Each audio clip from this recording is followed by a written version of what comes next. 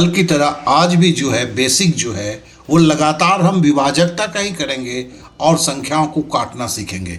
जैसे आप जानते ही हैं कि 90 दिनों का ये जो बेसिक लगातार का कोर्स है जिसमें अंकगणित, ज्यामिति, क्षेत्रमिति, बीजगणित सारे कुछ कवर होंगे और इसके साथ साथ फ्री प्रैक्टिस सेट जो इसका मेन खूबी है, खूबसूरती है, क्योंकि केवल वीडियो से कुछ नहीं होता है, वीडियो के साथ ही साथ प्रैक्टिस करते हैं तभी कुछ होता है। तो देखिए हमने जो अभी तक दिया हुआ है, पहला दिन लंबी भाग पे हमने चर्चा किया था, दूसरे दिन में गुणनखंड के साथ संख्या को काटना क्योंकि जुड़ा हुआ है और सबसे बड़ी चीज है संख्या काटना ही होता है। जो जिनके बेसिक कमजोर होते हैं उनको संख्या काटने में दिक्कत होता है। तो डे 3 भी विभाजकता संख्या काटना है, आज का जो है विभाजकता और संख्या काटने पे होगा, कल का भी संख्या काटने पर ही होगा और विभाजकता को पहचानने का, संख्या को पहचानने का होगा। तो चलिए क्लास शुरू करते हैं। 13 के विभाजकता के नियम को पहले जानते हैं। तो क्या बोलता है? पहला बोला जाता है कि देखिए 13 से कोई संख्या कटेगी या नहीं कटेगी ये जानने के लिए पहला क्या है, संख्या के अंतिम अंक को 4 से गुणा करें। मतलब अगर संख्या देख लीजिए 1261 है तो अंतिम संख्या के अंतिम अंक क्या है? 1 है। तो बोला 1 को 4 से गुणा करें, तो हमने 4 से गुणा कर दिया। तो स्टेप 1 में क्या है? अंतिम अंक को 4 से गुणा किया जाता है। अब स्टेप 2 क्या है? इस गुणनफल को अंतिम अंक के बाई ओर की शेष संख्या में जोड़ें। मतलब देखो हमारा संख्या में 1 को तो हमने 4 से गुणा कर लिया, तो अब बाईं तरफ से क्या था? 126 है, 126। तो हमने 4 के साथ 126 जोड़ा तो 130 हुआ और 130 मतलब 13 दहाई के 130। यदि परिणामी संख्या कौन सा भैया? ये 130 है। अगर परिणामी संख्या 130 0 या 13 से विभाज्य हो तो मूल संख्या भी 13 से विभाज्य होगी। तो परिणामी संख्या जो 130 हमें मिला था वो 13 से भाग देंगे 10 होगा। इसका मतलब क्या हुआ? ये 1261 जो हमें संख्या दिया गया था वो आपका पता चल गया कि इस तरह से 13 से ये कट जाएगा। अब देखिए इसका हम इस्तेमाल कैसे करेंगे। जैसे हम दिया गया 1183 बटे 1313, ये काटने के बाद क्या होगा? अब देखिए 13 का विभाजकता अभी तो हम जानते हैं कि ये 13 से ही कटेगा, बाद में हमें ढूंढना भी पड़ता है कि कौन सी संख्या कहां से कटेगा। अभी हम 13 का नियम सीख रहे हैं ना, तो 13 के नियम में क्या था? संख्या के अंतिम अंक को 4 से गुणा करें। फिर बोला था कि इस गुणनफल के अंतिम अंक के बाईं ओर की शेष संख्या को 4 में जोड़ें। 3 ही स्टेप था ना। और अगर वो परिणामी संख्या अगर 0 या 13 से कट जाता है तो संख्या 13 से कट जाएगा। अब 1183 को लेते हैं। अब देखिए 1183 का अंतिम अंक क्या है? 3 है। 3 को हमने 4 से गुणा कर दिया, 4 3 12 और ये बाईं तरफ से 3 को छोड़ के क्या क्या है? 118 है। 118 को 12 में जोड़ दिया तो 130 है। मतलब ऊपर वाला आपका 13 से कटेगा। अब नीचे वाले का लेते हैं 1313। अब देखिए 1313 का भी अंतिम अंक 3 है। 3 को 4 से हमने गुणा किया, 12 हो गया। 12 को जब हम 131 में जोड़ा तो 143 हो गया। अब 143 तो भैया 13 का पारा, मुझे 13 दहाई 130 आता है, हमें तो 143 आता नहीं है। फिर हम क्या करते हैं? फिर इसको उसी तरह से करते हैं जिस तरह से पहले किया। अब 143 जो परिणामी संख्या, इसके 3 को ले लिया। 3 को लेकर देखिए 4 से गुणा किया, 3 चौके 12 और इसमें 14 जोड़ दिया, ठीक है ना। तो देखिए ये 26 हो गया। अब ये 26 क्या बताता है? 13 दूनी 26। तो मतलब ये 1313 आपका 13 से कटेगा। देखिए ये जो हमने 2 बार में निकाला, इस पे जरूर गौर करेंगे, ध्यान से देखेंगे इसे, ये जरूरी है। अब तो चलो हमें ये तो पता चल गया कि ये भी 13 से कटता है, ये भी 13 से काटता है, लेकिन अब काटना भी तो है। तो चलिए हम काटते हैं। काटने को थोड़ा हम एकदम बेसिक से करते हैं। तो बेसिक से क्या है कि चूंकि 13 से कटेगा मतलब 13 गुणक कुछ होगा, नीचे का भी 13 होगा और नीचे कुछ गुणक होगा, कटेगा तो ये और ये शेषफल जवाब होगा, लेकिन भागा तो देना है ना। तो चलिए पहले 1313 या किसको 1313 को भागा देते हैं। अब 1313 को हम किससे भागा दे रहे हैं? 13 से। तो देखिए क्या होगा, 13 एकम 13 है ना।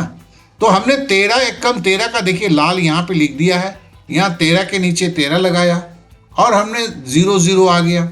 अब देखिए एक उतरा, अब हम भाग किससे दे रहे हैं, 13 से दे रहे हैं।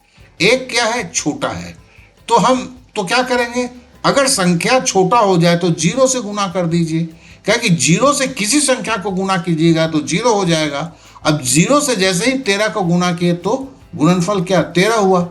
अब इसको हम घटाते हैं तो फिर एक उतरा, एक आया, एक से शून्य घटाएंगे तो एक ही आएगा और ये 3 उतर गया, ठीक है ना। अब देखिए 13 आ गया, अब 13 से 13 को काटना है तो 13 एकम 13, तो हमने एक यहाँ पे लिख दिया, तो 13 एकम 13। तो इस तरह से देखिए ये हम बचपन के क्लास 5 के भाग को तरीके से मैं दिखा रहा हूँ, और ये जो है आपको बहुत जल्दी इसको छोड़ना है हाथ से, क्योंकि एग्जाम हॉल में ऐसे नहीं हो सकता है। लेकिन कुछ दिनों के प्रैक्टिस के बाद ही जिनको अभी भी काटना नहीं आता था उसके लिए मैं पूरे बेसिक के तहत तक जा रहा हूँ, ये ज़रूरी है। नहीं तो मैं जल्दी करके करूँगा तो आपको कुछ नहीं समझ में आएगा, वीडियो देखेंगे अच्छा लगेगा लेकिन खुद नहीं कर पाएंगे। और यहाँ क्या है, आपको करने के बाद खुद से प्रैक्टिस करना पड़ता है, ये आपकी ताकत बनती है। आज का जो वीडियो में हम ये कर रहे हैं कि आज हम सवाल कम करेंगे, हम ये जो स्टेप्स के जितने भी हैं ना अभी तक जो सीखा है उसके नियमों को आज चर्चा करेंगे, ठीक है। और कल जो है इसके ऊपर जो है हम बहुत सारे सवालों को लगाएंगे। और इधर जो है हमने देखिए हमने संख्या काटना को सीखा है, अब इसको रोकते हुए हम आगे जो है हम क्या कहते हैं ज्यामिति में चले जाएंगे, त्रिभुज के बारे में जानेंगे 2-3 दिन, क्योंकि तब तक हम इधर प्रैक्टिस भी करते रहेंगे। और त्रिभुज कभी क्या होता है, बेसिक की गणित सीखते सीखते ज्यामिति भी तो आता है भाई, उसे ही भूल जाते हैं, वहां के बेसिक से शुरू करेंगे। तो चलिए फिर अब ऊपर का काटना है हमें। ऊपर क्या है, 1183 है, चलिए 1183 को लिख दिया हमने। अब देखिए 13 से काटना है, अब 11 है यहाँ 13 है, तो हमने सुना क्या था कि जब भी छोटा हो तो शून्य मार दो, तो हमने शून्य मार दिया, 13 शून्य शून्य हो जाएगा, ठीक है ना। अब हमने किया, अब 11 से शून्य घटाएंगे तो 11 होगा, अब 8 उतरेगा, 118 हो गया। अब हम 13 का तो पहाड़ा हम सीख चुके हैं, 13 क्या होगा, 13 9 117 होता है। अब 13 9 117 उतार दिया, 118 से 117 घटाएंगे तो 1 बचेगा और ये 3 आपका उतर जाएगा तो 13 होगा। अब क्या है, 13 से भाग दे रहे, यहाँ भी 13 है तो 13 एकम 13, यहाँ 1 लिख दिया, यहाँ 13 लिख दिया और यहाँ पे हमने काट दिया। इस तरह से क्या हुआ, देखिए अब मतलब 1183 मतलब 13 गुने 91 है और 1313 मतलब 13 गुने 101 है। काटा किसे जाता है, समान गुणनखंड को काटा जाता है, जो पहले क्लास में बोला था। तो देखिए 13 और 13 कट गया और 91/101 जो है ये इसका उत्तर हो गया। देखिए ये सारी चीजें जो है आपको 10 सेकंड में करना पड़ता है। तो लेकिन अभी आप 10 सेकंड के करने के चक्कर में जाएंगे और अभी पहली बार ये सब सीख रहे हैं तो मुश्किलात होगी। तो इसके जो है चूंकि ये 90 दिन का फ्री क्लास है, उस तरीके से इसको लिया जा रहा है, तो ये जान दीजिए कि मुझ पे छोड़ दीजिए, 15 दिन के बाद किसी का भी बाप बन जाए। 3 से विभाजकता के नियम को पढ़ते हैं, आप लोग तो जानते ही होंगे। किसी संख्या के सभी अंकों का योग अगर 3 से विभाज्य हो, तो कहने का मतलब है जैसे मैंने 1263 लिखा, तो ये 3 से कटेगा या नहीं कटेगा कैसे जानेंगे, तो सबको जोड़ देते हैं, 1 + 2 + 6 + 3 12 हो गया, 3 से कटता है, 3 चौके 12, अतः 1263 जो है संख्या 3 से जरूर कटेगा। बहुत ही सिंपल नियम है, हर कोई जानता है। 9 से विभाजिकता का नियम, ये भी वही है, यदि किसी संख्या का सभी अंकों का योग 9 से विभाज्य हो, यहाँ 3 से विभाज्य है, यहाँ 9 से विभाज्य है, तो वो 9 से कटेगा। तो फिर क्या है, जैसे 1863 ले लिया, कुछ भी नहीं करना है, 1 8 9 9 6 15 15 3 18, देखिए 18 है, 18 को 9 से भाग देंगे तो 9 दूनी 18, इसलिए 1863 जो है 9 से कटेगा। तो देखिए ये प्रैक्टिस से एकदम दिमाग में बैठ जाता है। अब 5 से विभाजकता का नियम, ये तो और भी आसान है, किसी भी संख्या का अंतिम अंक ये 5 या 0 हो तो वो संख्या 5 से कटेगा। जैसे 1235 का लास्ट में 5 है, 8760 का लास्ट में 0 है, ये 91,245 के अंत में 5 है। चूंकि ये 5 और 0 अंतिम अंक है तो ये 5 से सारे संख्या विभाज्य होंगे। अब 4 से विभाजकता के नियम को हम देख लेते हैं। 4 से विभाजकता का नियम क्या है? किसी संख्या को 4 से विभाजित करने के लिए उसके अंतिम 2 अंकों को देखना होता है, ठीक है ना। अभी तक हमने अंतिम अंक को देखा था, अभी बोलता है कि अंतिम 2 अंकों को देख लो, अगर वो 4 से भाग जाता है तो संख्या भाग जाएगा। जैसे देखिए 32,112, अंतिम का 2 संख्या देखिए लाल में मैंने किया 12, 4 तियां 12, इसका मतलब ये 4 से कटेगा। अब देखिए 8,760, अब देखिए 60 है, 15 चौके 60, तो मतलब ये 4 से कटता है, मतलब ये पूरा संख्या 60 से कटेगा। अब देखिए ये 91,244, आखिरी में 44 है, 11 चौके 44, तो ये सारे संख्या जो 4 से कटेंगे। अब आते हैं 11 से विभाजकता के नियम को। बोलता है 11 से संख्या तभी विभाज्य होगी जब उसके विषम स्थानों पर अंकों का योग और सम स्थानों के अंकों का योग के बीच का अंतर 0 हो या 11 हो। तो देखिए हमने 1331 एक संख्या लिया। अब जरा इसका बोलता है सम और विषम, इसे तो समझ लें। तो देखिए हम क्या गिनते कैसे, इकाई, दहाई, सैकड़ा, हजार। तो गिनती हम कहां से शुरू करते हैं? इस जगह से। हम राइट साइड से लेफ्ट साइड की तरफ जाते हैं। चलिए हम नंबरिंग कर देते हैं। इसको 1 नंबर किया, इसको 2 नंबर किया, इसको 3 नंबर किया और इसको 4 नंबर किया। अब देखिए पोजीशन देखिए, ये इकाई जो 1 नंबर और 3 नंबर ये क्या है? विषम स्थान है। 2 और 4 क्या है? सम है। तो ये सब बोलता है विषम स्थानों पर अंकों का योग और सम स्थानों के अंकों का योग। अब देखिए विषम में 1 है, 3 है, 3 और 1 4।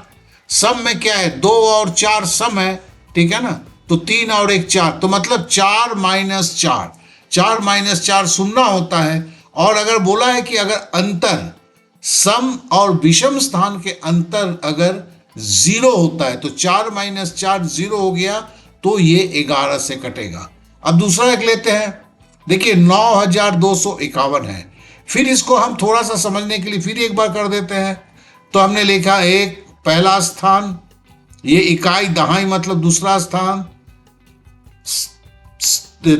सैकड़ा मतलब तीसरा स्थान और हजार मतलब चौथा स्थान। अब देखिए 1 और 3 क्या है? विषम संख्या है, तो यहां पे जोड़िए क्या है? 2 और 1 3 हुआ। और सम स्थान क्या है? दूसरा और चौथा, मतलब 5 और 9, तो 9 और 5 को जोड़ेंगे तो 14 होगा। 14 से 3 को घटाएंगे तो 11 होगा। तो देखिए 14 माइनस 3 11। तो कहने का मतलब है ये भी 11 जो है आपके 11 से कटेगा, क्योंकि अंतर 0 हो या अंतर 11 हो, ठीक है ना।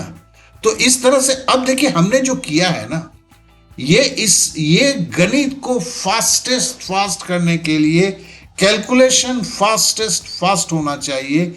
और इसके लिए ये इतना आसान है, लेकिन लड़के प्रैक्टिस नहीं करते हैं, इसलिए कुछ नहीं होता है। देख के तो 2 मिनट में समझ जाते हैं सारी बातें, कहीं कोई असुविधा नहीं होता है, लेकिन प्रैक्टिस नहीं करेंगे तो कुछ नहीं होगा। तो इसलिए मैंने लास्ट स्लाइड पे प्रैक्टिस का दिया हुआ है। जैसे आप जानते हैं कि ये 90 दिन का जो फ्री क्लास है, इसमें वीडियो के साथ प्रैक्टिस सेट है। आप सबसे गुजारिश है प्रैक्टिस करें और 4 चांद लगा दें अपने के पढ़ाई के। अब आखिरी दौर पे हैं। जैसे हम हर दिन बोलता हूं कि यहाँ पर देखिएगा ज्वाइन क्लास करके एक आएगा, जिस पे आप क्लिक करेंगे तो सीधे आप लिंक पे पहुंचेंगे। जहां पर इस जगह पे पहुंचेंगे, अभी अंकगणित का पहाड़ा, लंबी भाग, काटना, इसमें 3 सेट में 1 सेट दिया गया है। और विभाजकता के ऊपर आज जो आपने सीखा है उस पर टेस्ट है। तो हर दिन का टेस्ट अगर देते हैं 10 से 15 मिनट लगता है। हर दिन मैं याद दिलाता हूँ, वीडियो भी वहाँ पर रहता है। तो आप टेस्ट देते हैं तो फिर क्या होता है, आप में संपूर्णता आता है। तो देखिए मैं अपनी तरह से पूरा कोशिश कर रहा हूँ, जितने आसान तरीके से एनिमेशन के साथ दिया जा सकता है मैं कर रहा हूँ। आप कितना कर रहे हैं ये आप पर निर्भर करता है। मौका मिला हुआ है तो फिर कर डालिए। अगर कर लेंगे तो इन सारे जंजालों से बाहर निकल जाएंगे। आपने समय दिया, इसलिए आप सभी को मेरा बहुत बहुत धन्यवाद।